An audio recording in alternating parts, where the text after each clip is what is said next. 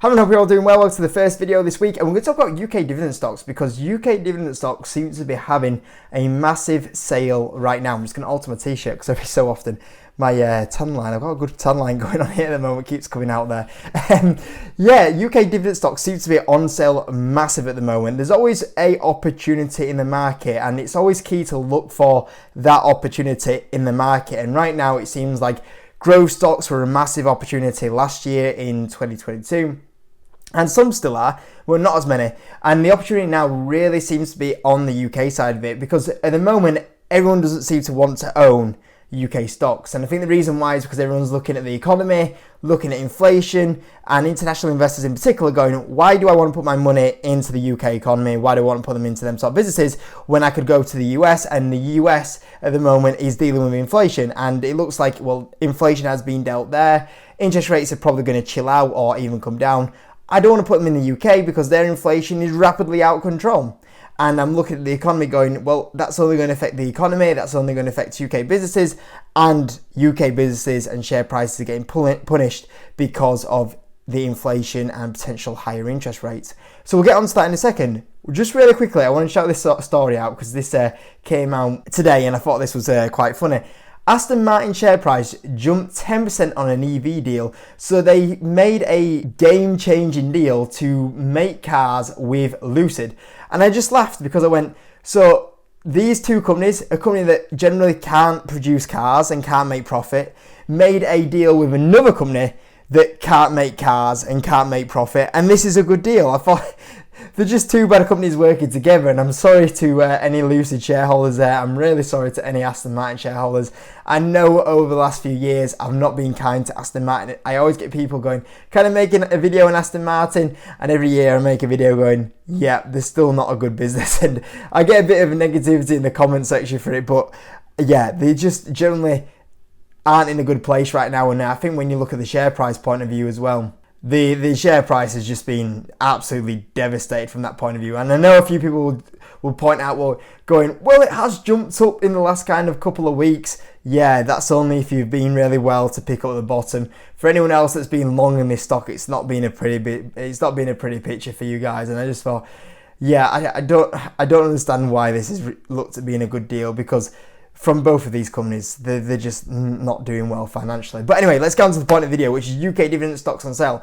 And right now, with interest rates or inflation going sky high, everyone's worried about interest rates going up, and that means that everyone is worried about the construction space and the housing space. So first place to start off is there.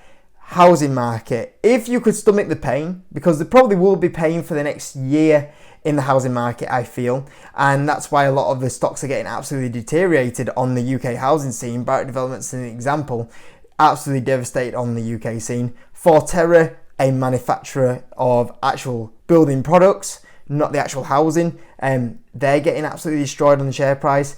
Something like a Taylor Wimpey, I don't own this one, but it's getting killed on the share price at the CV lows. Something like a Wix, same again.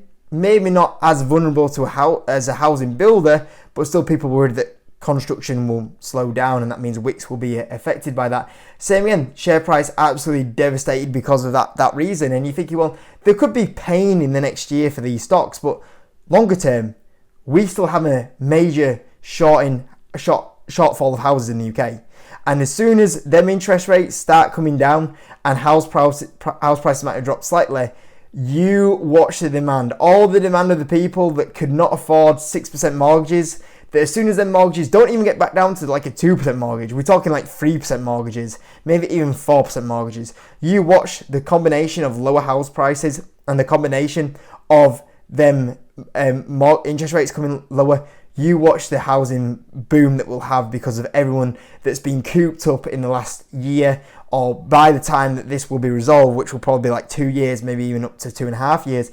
You watch the boom that will come out. So if you can stomach these for an ugly year, the demand favours you in the long term. And if you can work your way through that, and even right now, 7 times earnings, CV lows on the share price appreciation, 8% dividend yield. You're talking nearly the S&P's average return every year on a dividend yield point of view.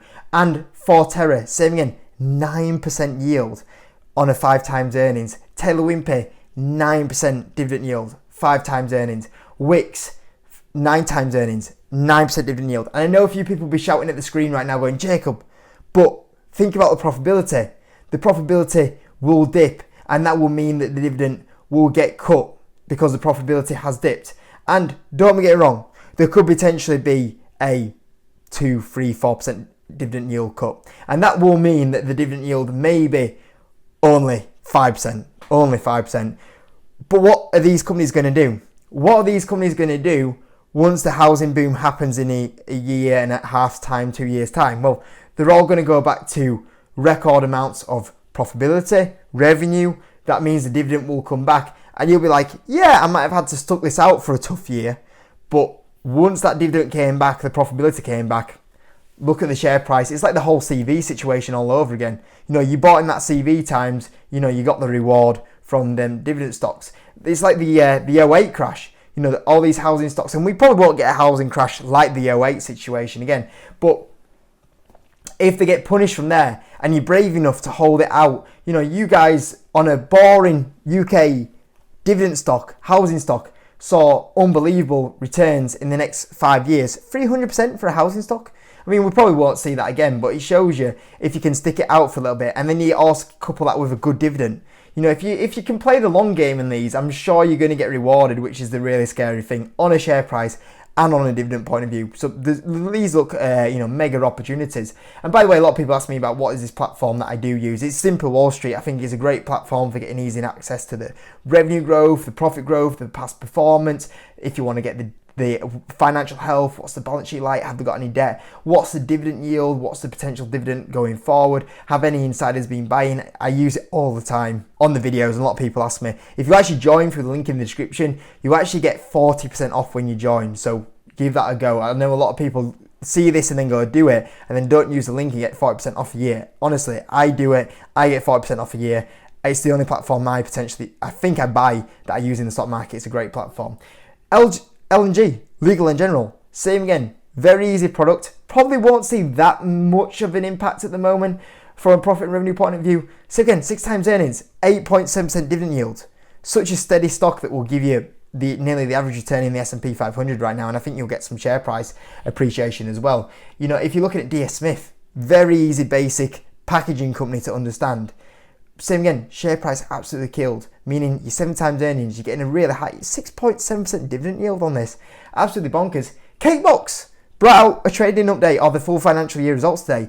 Unbelievable numbers. We might do a separate video on that tomorrow. Same again, 10 times earnings, 6% dividend yield on this one.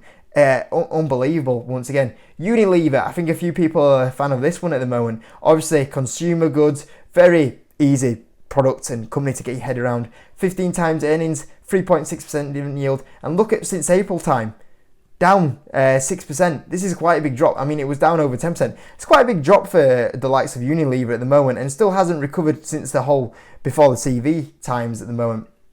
Bats, I know a few people have an issue with the industry, but you look at a company like this and it's making very good strides in the vaping market at the moment. And this company at the moment, if we just have a quick look at Bats at the moment, financially, not really much impact. You know, the revenue is steadily going up. The profitability is going up very nicely on this company. If the profitability is going up nicely, revenue is going up nicely, there's no really risk around that dividend payout. It's pretty well covered. Same again, not financially performing too badly at the moment. 8 times earnings, nearly 8%. Same again, having a major drop at the moment. 24% dip on the moment on this one.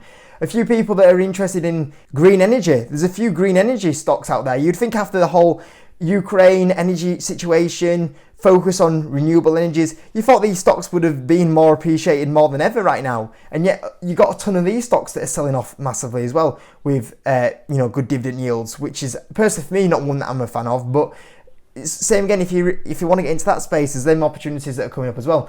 Rio Tinto, I'm not a fan of this one, and I've just had to switch to the UK listing there. I'm not a fan of Rio Tinto. I don't really buy mining companies, but one of the more stable ones, and if you're more confident in this space than I am and have more knowledge in this space, Same again, 8 times earnings, 8.1% dividend yield, and the share price is down 20% on this one at the moment. Now, I know there's some background news that's going on with Rio Tinto, and I don't know if that means the dividend can potentially be getting cut, thinking about it, because I don't follow it, because I'm never going to buy mining stock. So it is worth checking that out and not just taking my word for it. But same again, it does show you plenty of industries and opportunities that are out there, and depending on what you want to be. I mean, I didn't even stick Lloyds and Barclays on here.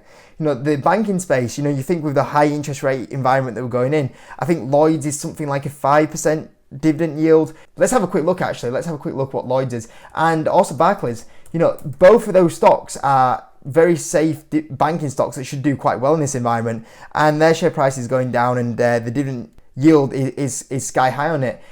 We're currently, a 5.7% dividend yield on a 29% payout rate for Lloyds, and same with Barclays. There's opportunities in every sector nearly now on a dividend stock, and these stock. The crazy thing is that only a year ago, everyone wanted dividend stocks, and now within a year, it shows you how quick things rotate in the stock market. Everyone wanted dividend stocks, no one wanted growth stocks, and a year later, now everyone wants, it starts to go back into growth stocks, and then the dividend stocks are selling off. Yeah, it's crazy how the market cycles work, and we're seeing one right now. And honestly, personally for me, my buying now is basically gone out of the US. There's not really much I want in the US right now.